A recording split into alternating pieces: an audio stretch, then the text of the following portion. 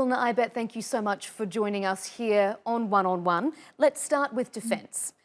Delivery of the S-400 missile defence system is fast approaching. It's slated for delivery in July, but the President himself has suggested that could come sooner. Is time running out now to settle this ongoing dispute with the United States? Well, as you know, we've been talking to the United States, who are our NATO ally, about this issue for some time. So we're still discussing this. The United States are very much aware of our defense and security need for an air and missile defense system. And in fact, Turkey has had this need. Otherwise, I should probably phase it as a gap in their defense requirement since 1991 in the first Gulf War, when NATO's second largest army realized that air and missile threats from the region are actually a serious issue for us, and that there's a huge gap in our air and missile defense systems. So since then, which is quite a long time ago, we've been trying to build our national defense in this area, and we've looked at so many different options. And for the time being, the S-400 fulfills our requirements at this particular time. You say for the time being, Turkey's defence minister himself has said that Turkey is still considering an offer from the US to buy its Patriot missile defence system. So is it not too late to pull out from the S-400 deal? No, we've never said that we would do one instead of the other. What Turkey said from the very beginning is that we will actually look at the best offer that fulfills our national and security needs at a given time. And this is what we're doing right now. Now, we actually requested the Patriots from the United States over 10 years ago. But the United States were not ready to make us that offer at the time. And then we looked at other options. And then we decided that the S-400 offer by the Russians was the best one for us. And it was only after we concluded the deal with them that the United States suddenly turned around and then came up with yet another Patriot offer, different to the one they made or didn't make 10 years ago. And it's actually not such a good offer as the one that we've received from the Russians. But that doesn't mean... why? What doesn't make it as attractive as the Russians offer? Well, we're looking at technology transfer, joint production, of course, the cost.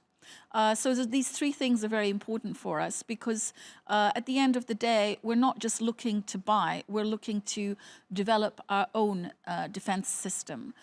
So co-production, technology transfer are very important for us. And the United States have not really been forthcoming on these requirements in their own offers. So if the S-400 is likely for delivery in July or sooner, according to the President, what's the time frame on when you need to make a final decision? Well, we've already made a final decision. We're not pulling out of the S-400, and I think we've made that very clear to our American allies. Even though the Defence Minister says that they're still considering the Patriot? Of course we're still considering the Patriots. Look, when the Americans came up with the Patriot offer after we signed the deal with the S-400, we said, of course, we're still continuing to look at this because our requirements, our needs for an air and missile defence system are not going to stop with this S-400 purchase. So you think you can have both? Yes, yes, absolutely. Why not? Do you think is the United States' offer only on the table if you pull out of the Russian deal? Well, the United States have actually looked at this as a very zero-sum game, that you must buy the Patriots and give up the S-400, and we don't see it that way. We're a country that's trying to develop our own air and missile defense needs, so we're going to look at all offers and we're going to examine them in a very serious manner. And see which one actually fulfills our requirements for the time being. So we are ready to look at all other options, and we're also in negotiations with the French and the Italians in the development of a long-range air and missile defense system with them. So we're looking at all options, but we don't really accept this zero-sum game that, you know, my offer's on the table, so you must reject all others. I don't think this is very productive as well, you know, when you're trying to develop... But neither of these delays productive. perspective, I mean, this discussion has been going back and forth Yes. with no progress. Well, that's not true, actually, because we have been talking, at different levels with the Americans, not just about this issue, but about a wide range of issues. So I don't think that, it's not fair to say that there's no progress. But obviously, it's a very difficult issue. And they have their own reasons for, being against this purchase that we're doing. But we have our own reasons for doing this. And as two allies, we have to come to an understanding about this. The US Secretary of State Mike Pompeo has warned again that Turkey risks sanctions as a penalty for procuring military equipment from Russia. Is that a risk Turkey is willing to take? Well, we kept on saying to them that because this piece of legislation that came out of Congress was actually passed after we actually made this deal with the Russians, that legally it's not binding on us. Now, the Americans are insisting at this particular time that that's not the case from their point of view. And if they're the ones imposing the sanctions, it's yes, their point of view that matters, doesn't it? Yes, but we're still in discussions about this. They obviously have two concerns. One is, this whole legislation is really about curbing Russian influence in Europe and Eurasia. It's actually written in that way in this piece of legislation. So they seem to have a genuine concern about the expansion of Russian influence. And they seem to have an issue about a NATO ally purchasing Russian equipment. But let's remember that NATO allies before have purchased Russian equipment. Within NATO, there's an ongoing dialogue with Russia, which has not really been completely suspended. There's still a Russian mission that's representing Russia within the NATO headquarters. So, the way the United States as one NATO ally is framing Russia as an enemy state almost with this piece of legislation is actually a bit confusing. So there are things that really don't add up there. The way that NATO is continuing with its dialogue with Russia, and on the other hand, a NATO ally passing this piece of legislation. So, and also NATO Secretary General Stoltenberg has repeatedly said that it is up to NATO allies to make their own choices about defense procurement. So it's not up to NATO to say that anything about this purchase. Now, if this purchase was a threat to NATO... But these sanctions are a real risk. Yes, they are. Is Turkey willing to subject its economy and its people to further US sanctions? Look, in international relations, if we have made a deal with a country for the purchase of a certain system, that means we're not going to renege on that just because another country has made a threat to us with regards to sanctions, because that's just not how relations between countries work. But we have seen the impact of US sanctions on the lira, for example, in the not too distant past. Is that something that Turkey is willing to revisit? Well, we've already taken precautions against this. So I believe that if a NATO ally of ours is taking actions that are hostile in this respect towards another NATO ally, I think they really need to rethink that as well. As to what kind of provisions have been put in place? You said you've already got provisions, to prevent that. Can you give us an example?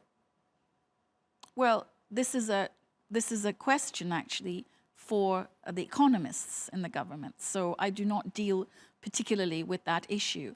But I do know that precautions have been taken with regards to this. And precautions have also been taken with our own defense procurement industry, our Defense Industry Directorate. So this is a much more technical question for them. But I do know that precautions have been taken in this respect. But we have to remember that these talks with the United States at different levels is still ongoing. So while we are taking our own precautions and measures, the talks are also ongoing as to how we can find a solution to this, because all issues, as you know, are interlinked. The United States is also very keen that we have some cooperation on Syria. So they're not going to want to completely sideline or exclude a very geostrategically important ally at this particular turn of events in the region. Mm-hmm. We're going to get to Syria shortly, but I have another question about defence before we move on from that topic. The President has said that the F-35 project would collapse if Turkey pulled out of the deal or was prevented from being part of this project. Surely there are other countries, other nations that could step in and replace Turkey with the components that it is due to be producing as part of the F-35 deal. Could you see yourselves being cut out of this deal altogether? Well, look, I mean, it's not just the president who said that. In fact, a couple of months ago, the previous U.S. Secretary for Defense, James Mattis, said that if Turkey were to be excluded from the F-35 program, there would be serious delays in the production timeline. And this would actually be detrimental to U.S. prestige in providing these weapons providing this system to clients who are waiting for it. So in that respect, it's not just Turkey. I think the United States are also quite well aware of the negative impact a withdrawal by Turkey would cause to this program.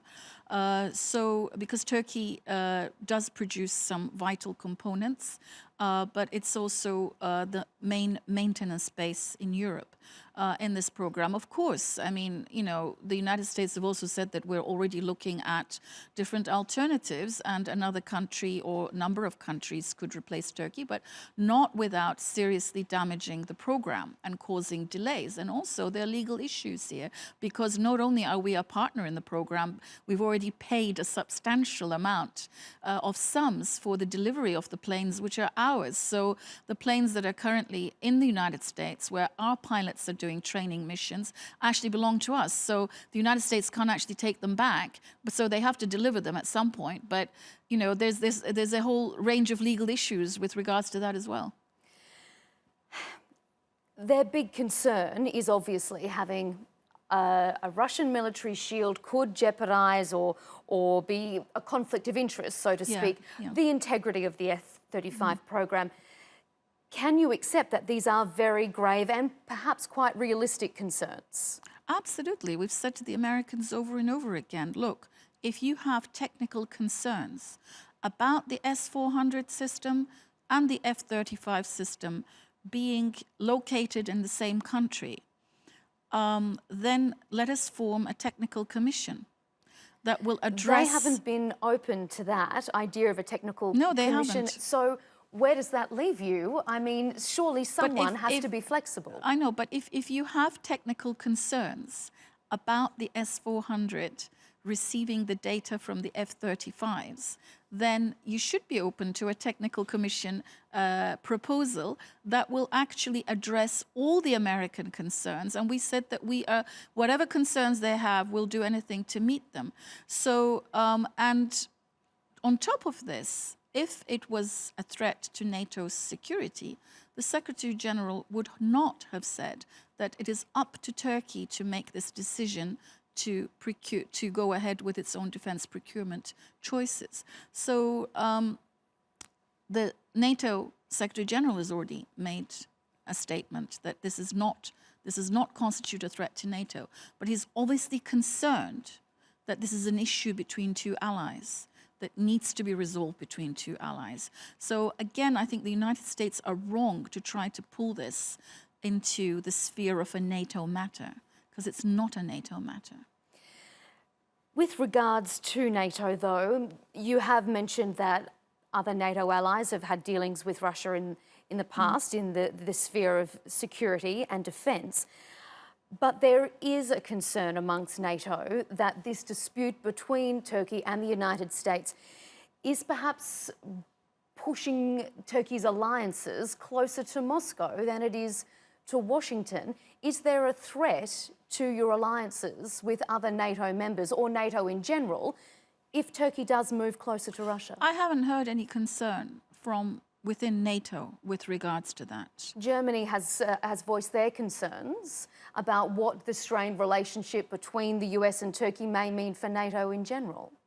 I think individual NATO allies are obviously concerned about tensions between, obviously, the United States, which is a very main NATO ally for all of us, and Turkey, which is a very geostrategically placed important NATO ally.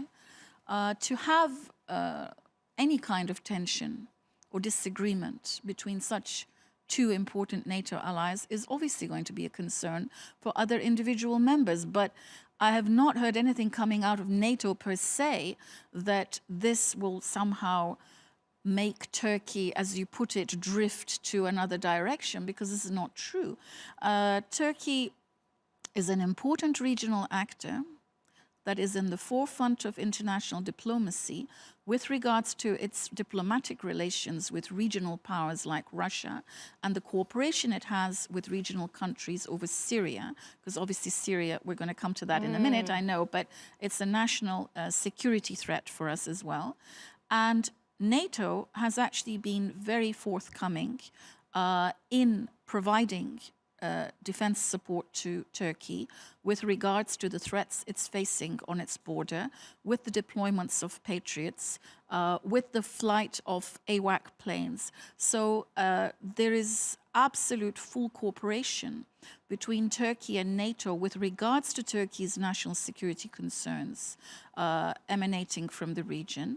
And NATO, I've never heard anything from NATO headquarters with regards to Turkey's relationship with Russia in this respect. Let's move to Syria now. Turkey and the United States are still at odds over the creation of a safe zone along Syria's northeastern border. We've had another round of talks with the United States come and go without an agreement. Are these negotiations destined to fail? Well, I don't think we can put a sort of very dramatic sort of prediction on these talks, as you put it, because they're still ongoing. I must admit, the progress has been slow. Very slow. With regards, is that troubling? Of course it is. I mean, with regards to Manbij, for example, we've been, there have been considerable delays. Our American allies have promised us three things, and those three things are based on what they say is America's acknowledgement of Turkey's genuine, legitimate security concerns. So they do accept and admit that we have a legitimate national security concern with regards to the presence of the YPG, which is a sister organization of the PKK terrorist organization, and the fact that our national security concern is heightened because the YPG and PKK have been using the Syrian theater of war as a launch pad to continue attacks against us within Turkey. And as you know, we've suffered a great deal of terrorist attacks from the PKK in the last few years, which have killed not just only our armed forces, but a large number of our citizens as well. While you have the United States still being aligned with the YPG in Syria, how can you get to an agreement on safe zones when you have polar opposite views about who's a friend and who's a foe? Yes, that is very difficult. But on the other hand, this war in Syria somehow has to end, and somehow there has to be regional stability.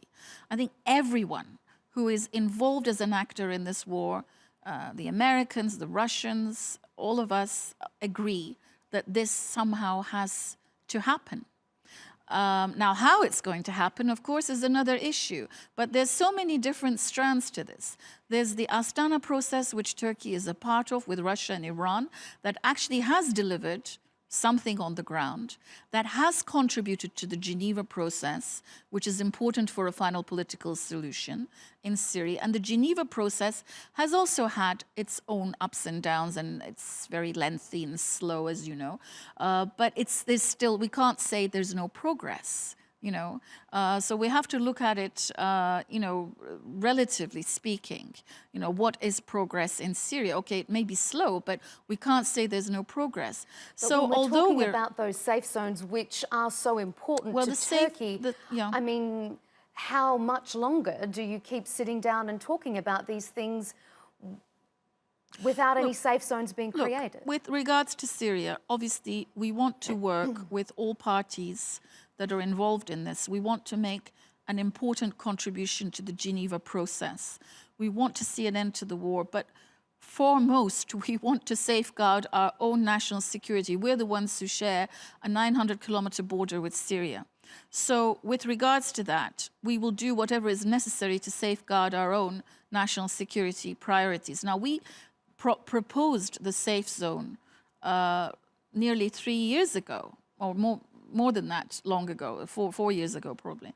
And the international community were not interested. And now the Americans are coming up with the idea that, yes, we could possibly have a safe zone east of the Euphrates to address the legitimate security concerns of Turkey. Fine. Well, then let's do it. But then, we also have our own needs there. So this is still under negotiation as to how long a strip that zone is going to be, how it's going to be enforced, what kind of a Turkish presence is going to be there, how long it's going to stay. So all of these things, of course, are not settled as yet. But remember, we also are poised to go in and clear that area for ourselves, like we've done in other parts of Syria, for our own national security If the US doesn't come back to the table and you do reach an agreement on these safe zones, is that a very real threat that Turkey will go in regardless of whether the US is still there? Look, we've always said that we're prepared to go in if we feel this is absolutely essential for our own national security. If we feel that our national security is being threatened, continued to be threatened, but also the threat has increased and the situation is no longer tenable, as we found before we launched Euphrates Shield and before we launched the Afrin operation, then we're prepared and ready and capable to do this operation as well. Is there a time frame? Have you given the United States a time frame to say, if you don't come back to us with an agreement on safe zones by such and such a date, we're going in? As far as I know, timeframes in this respect are not very helpful in the discussion, because at the moment we're trying to find a way where we can sort of join the dots together on the areas that we do agree on. So I don't think timeframes are helpful. However, as I said, if the national security threat to us increases at any point and becomes intolerable, then there's no time frame on that. We will do the operation. And what does that look like? What would a threat that is not tolerable look like? Well, I can't really talk specifically about the east of the Euphrates because we'd have to see how that situation develops. But as you know, if we look at the previous operations that we undertook, and if we look at previous examples on Turkey's readiness to do this kind of thing, remember the trigger that happened with Euphrates Shield was the final ISIS-Daesh terrorist attack in Gaziantep, which killed 56 of our citizens. That was the final straw. We went in. Because up until then, we had had so many Daesh attacks on Turkish soil, and it had been accumulating, and it reached a point where this was no longer tolerable. And somehow the coalition presence wasn't doing anything to protect us. What NATO was doing, although we're very appreciative of that with the Patriots, it wasn't enough to protect us. So we had to undertake that operation. Similarly with Afrin, it got to the point where PKK attacks had increased so much within our country, and we knew the PKK were using the Hatay province to launch these attacks. They had bases there in the Amanos Mountains, and these were supplied by tunnels that led straight into Afrin.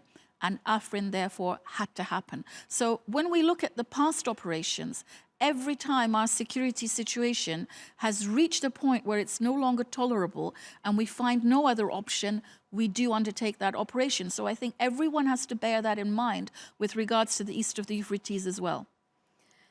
A lot to be discussed between Turkey and the United States. Absolutely.